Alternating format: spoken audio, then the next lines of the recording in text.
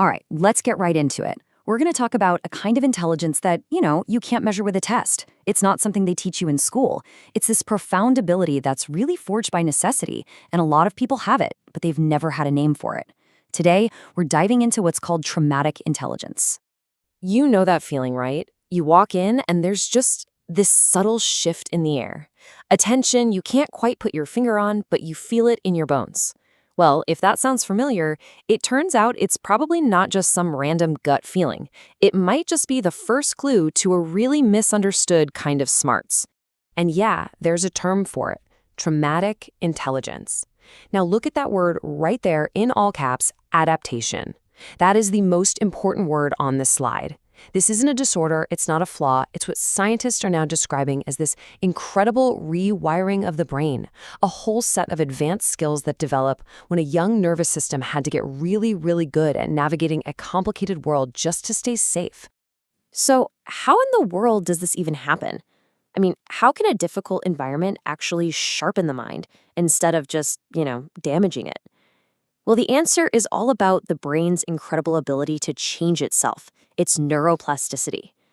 And it shows that this wasn't a choice. It was a response that was absolutely necessary. Okay, so this slide just lays it out so perfectly. On one side, you have a predictable world where the brain learns routine and safety. Simple enough. But in an unpredictable one, the brain learns to constantly scan, to predict, to adapt. Key parts of your brain, like the amygdala, that's your threat detector, and your prefrontal cortex, they get a serious workout. They literally get rewired for high-speed pattern recognition, picking up on tiny signals that most people they completely miss them. All right, so that's the how it happens. But what does this actually look like in your day-to-day life? Let's get into the specific real-world abilities that are signs of a mind that's, truly finely tuned. The first, and maybe the most common sign, honestly, it can feel like a superpower. You walk into a room and boom, before anyone even says a word, you just know. You feel the dynamics, the tension, who's aligned with who, all of it.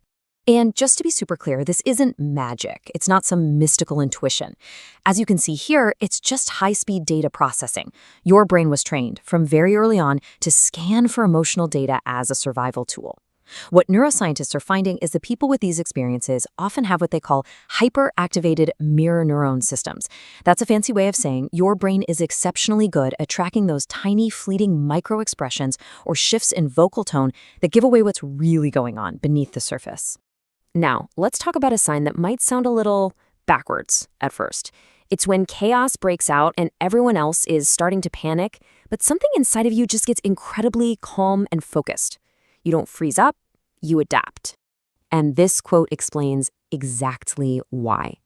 Researchers have a name for this: stress inoculation. Basically, your nervous system has been through high-stakes situations so many times before that it became, normal. So when the pressure is on, your brain is already calibrated to handle it.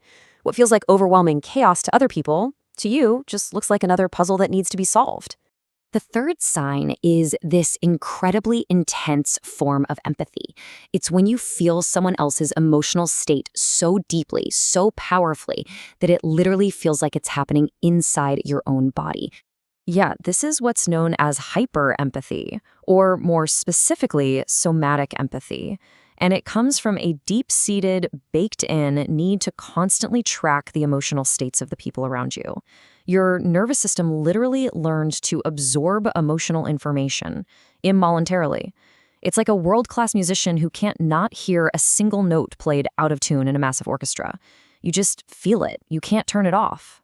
Okay, let's just hit pause for a second here, because when you hear about things like hyper-awareness and intense empathy, it is so easy to think, wait a minute, isn't that just anxiety?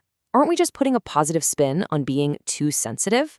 Well, this next part is all about completely reframing that narrative. This is absolutely key. Our society has all these labels for these traits, right? Too sensitive, overthinking, anxious.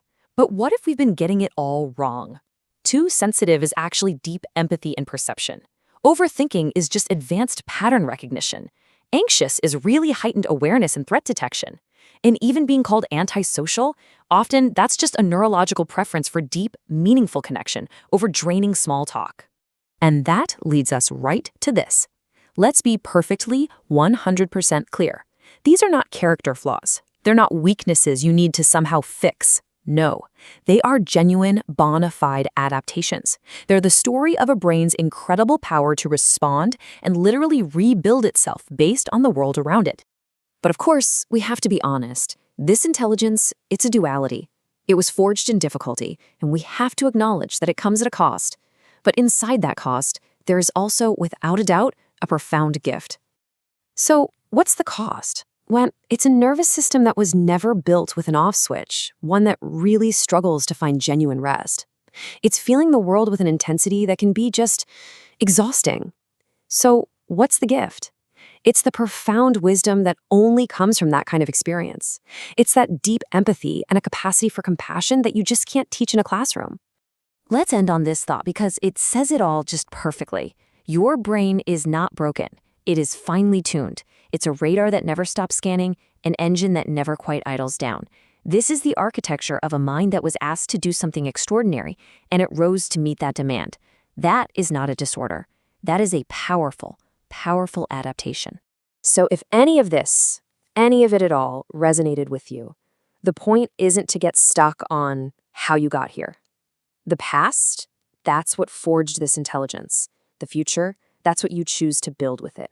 So the only real question, the only one that truly matters, is what are you going to choose to do with yours?